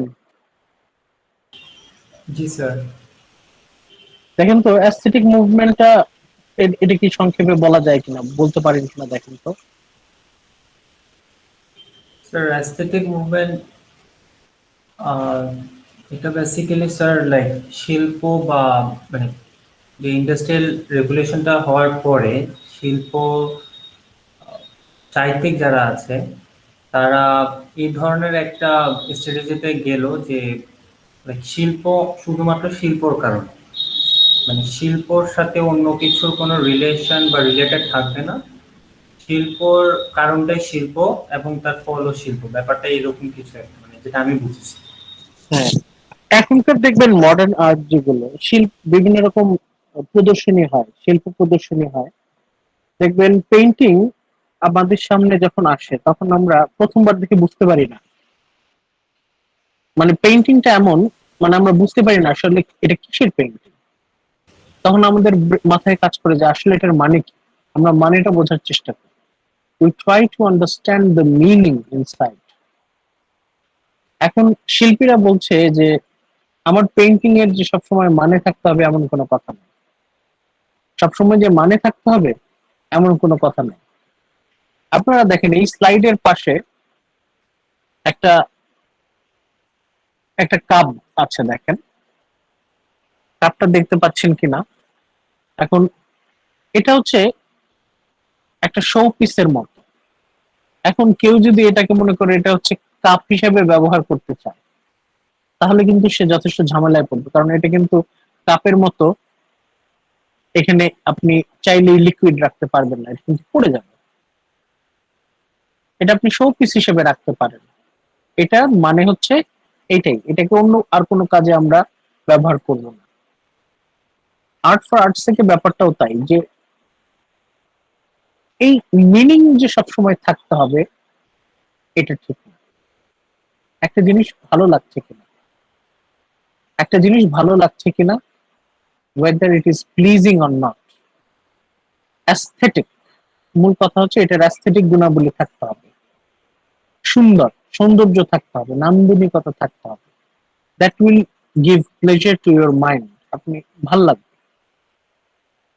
আর অন্য কোনো পারপাস না থাকলেও চলবে, কোনো পলিটিক্যাল রিলিজিয়াস এজেন্ডা এর পেছনে না থাকলেও চলবে, কোনো পারপাস এটাকে কাজে লাগাইতে হবে এমন কোনো কথা না, জাস্ট সিম্পলি আর্ট। এটা মানুষের বুঝতে এখনো মানুষ, মানে বেশিরভাগ মানুষই এটা মাথায় আসে না। আমরা কিন্তু এখনো হাই আর্ট, সফিস্টিকেটেড আর্ট কিন্তু আমরা সহজেই ক্যাপচার করতে পারি না। Ordinary people they fail to appreciate art, real art.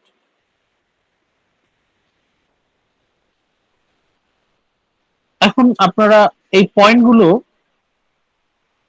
এখানে আমরা যে পয়েন্টগুলো আছে, আরো অনেক পয়েন্ট আছে, আপাতত আপনারা এই স্লাইডে যে পয়েন্টগুলো দেখতে পাচ্ছেন এই পয়েন্টগুলো আপনারা নিজেদের মতো করে ইনফরমেশন কালেক্ট করে পড়াশোনা করতে পারেন।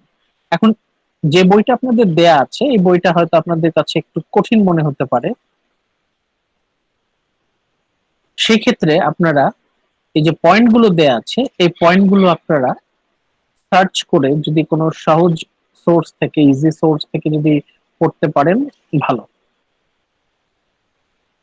এখান থেকে নিলে রেফারেন্সটা যেমন ডিপেন্ডেবল।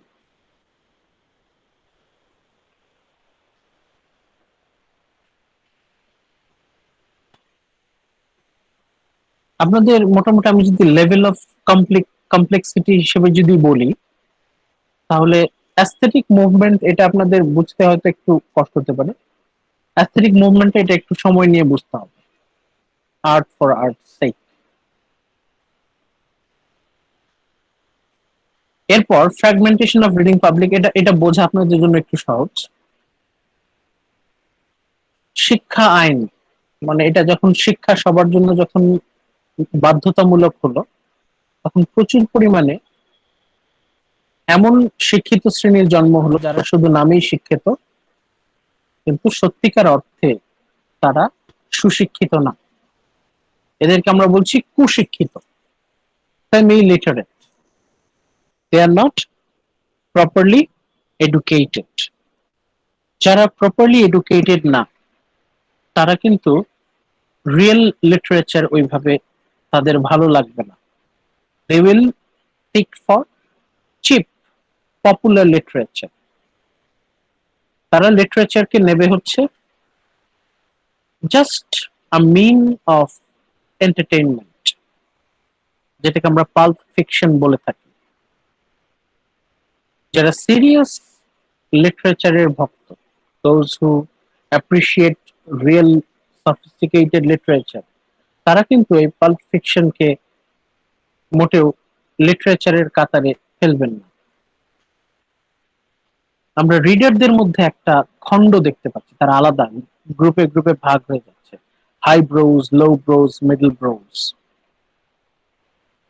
তাদের মধ্যে ইন্টেলেকচুয়াল গ্যাপের কারণে দেখা যাচ্ছে যারা মিডল ব্রোজ বা লো ব্রোজ, তারা পপুলার আর্ট সাপোর্ট করছে। পাল্প ফিকশন, চিপ লিটারেচার প্রচুর পরিমাণে বিক্রি হচ্ছে, কিন্তু যেটা সত্যিকারের সফিস্টিকেটেড রিয়েল আর্ট, সেটা কিন্তু বিক্রি হচ্ছে না। রিয়েল আর্টিস্ট, যেহেতু রিয়েল আর্টিস্ট উনি পপুলারিটির তোয়াক্কা করেন না। Real artist, real author doesn't care about popularity. সে কিন্তু তার মতো করে শিল্প সাহিত্য তৈরি করতে থাকে। এই জন্য আমরা দেখতে পাচ্ছি যে গ্যাপ তৈরি হচ্ছে। আর্টিস্ট আর ordinary people, writer, real writer and ordinary people. এই জন্য আমরা বলি যে মডার্ন আধুনিক কবিতা বোঝা যায় না, আধুনিক উপন্যাস বুঝতে কষ্ট হয়, মডার্ন পেইন্টিং বুঝতে কষ্ট হয়। মূল আইডিয়াটাই চেঞ্জ হয়ে যাচ্ছে, মূল পার্সপেক্টিভটাই চেঞ্জ হয়ে যাচ্ছে।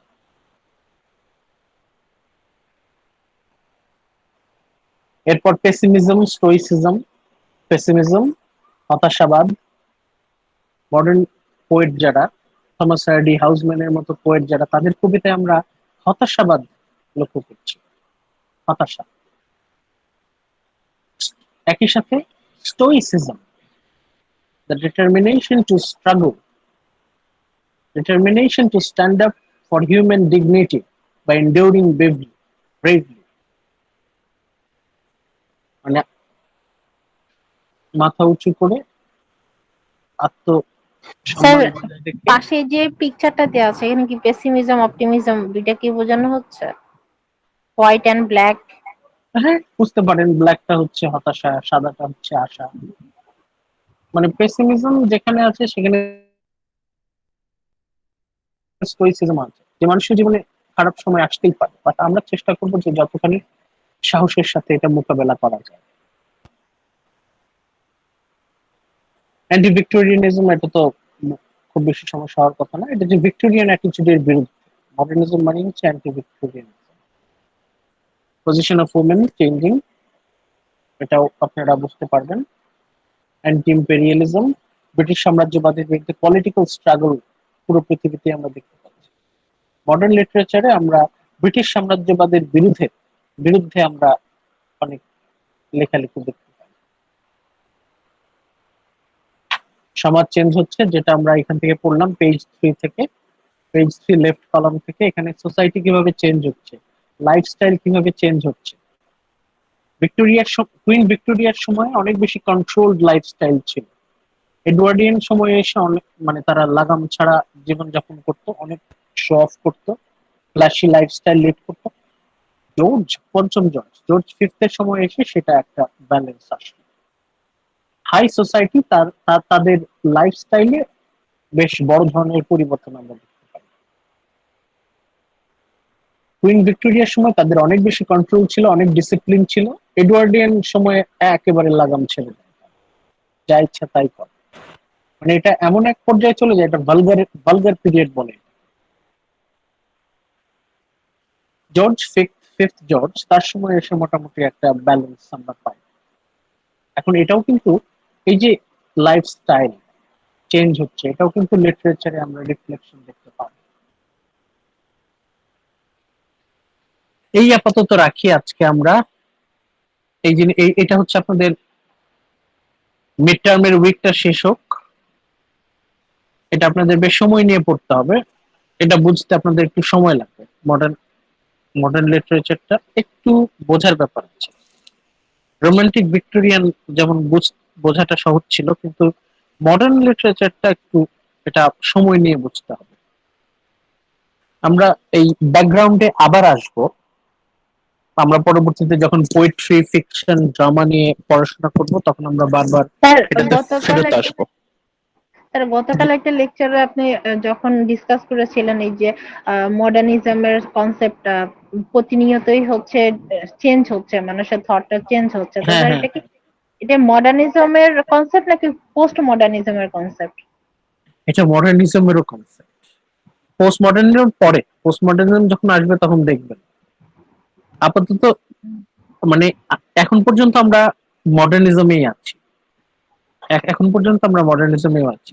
এই যে লেকচার 9, লেকচার 10, এটা আপনাদের একটু সময় নিয়ে মাথা ঠান্ডা করে বুঝতে হবে, কারণ এটাতে অনেক কনসেপ্ট আছে যেটা আমরা সচরাচর যে লাইফস্টাইল লিড করি এটা আমাদের সাথে কিন্তু মিলবে না। এটা হচ্ছে আপনাকে বুঝতে হবে, আপনি না বুঝলে কিন্তু এটা পারবেন না।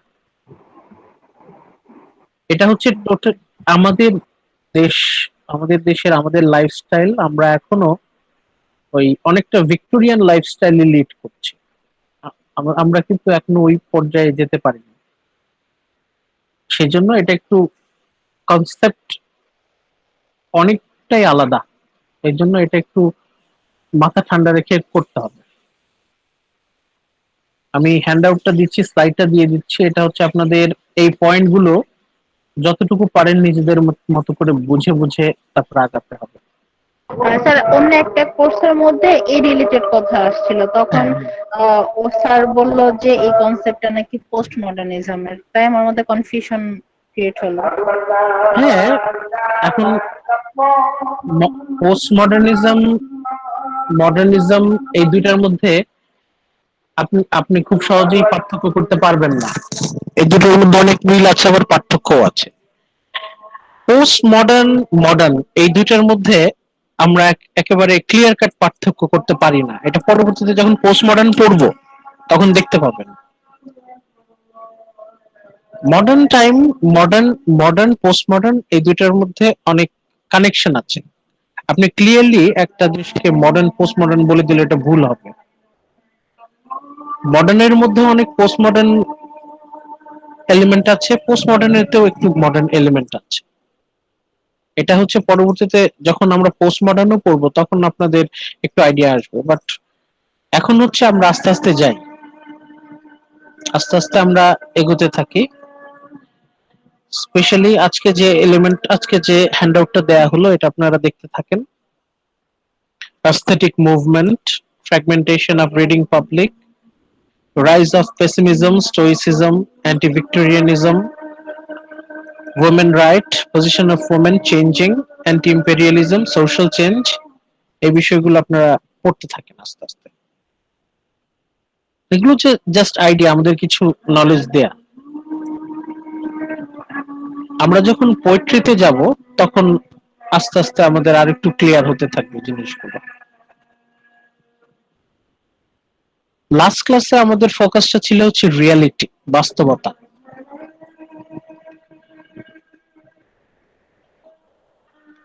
লাস্ট ক্লাসে আমাদের পুরো আলোচনাটাই ছিল হচ্ছে যেটাকে আমরা বাস্তবতা বলে মনে করি সেটা আসলে আলটিমেট বাস্তবতা না। There is no absolute truth.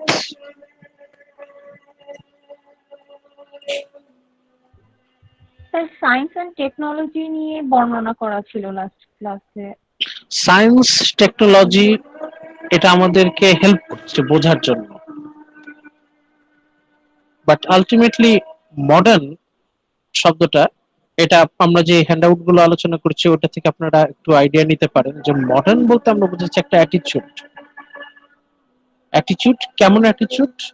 Not following any strict rules. Victorian পিরিয়ডে যেমন রুল মতো চলতে হবে, একদম কঠোর নিয়ম কানুন আছে, নিয়ম কানুন অনুযায়ী চলতে হবে। মডার্ন পিরিয়ড হচ্ছে there is no strict rule, এরকম কোনো স্ট্রিক্ট রুল নাই।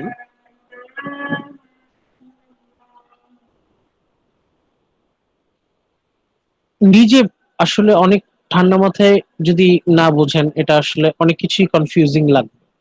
এটা হচ্ছে আগে পড়তে হবে। আচ্ছা আপনাদের ইয়েটা যাক, মিড টার্মটা যাক, আমরা কিছু কিছু পয়েন্ট কনফিউশন আছে এগুলো আবার আমরা ক্লিয়ার করব, কোনো সমস্যা নেই। ঠিক আছে, all the best for your mid term week. Assignment গুলো ভালো করে করেন, মন দিয়ে করেন। অ্যাসাইনমেন্ট উইকের মধ্যে আপনাদের আর ক্লাস হবে না, একদম আবার পরে 25 তারিখের পর যে আমাদের ক্লাসটা, ওটা 25 তারিখের পর সম্ভবত 27 তারিখ থার্সডেতে সম্ভবত আপনাদের একবার আসার জন্য রিকোয়েস্ট করব। এই কয়দিন আপনারা 19 থেকে 25 এই কয়দিন আপনারা মন দিয়ে অ্যাসাইনমেন্ট করেন। All the best. ঠিক আছে, ভালো থাকেন। ওকে স্যার, আসসালামু আলাইকুম। আসসালামু আলাইকুম স্যার। ওয়ালাইকুম আসসালাম। Thank you. ওয়ালাইকুম আসসালাম। আসসালামু আলাইকুম স্যার।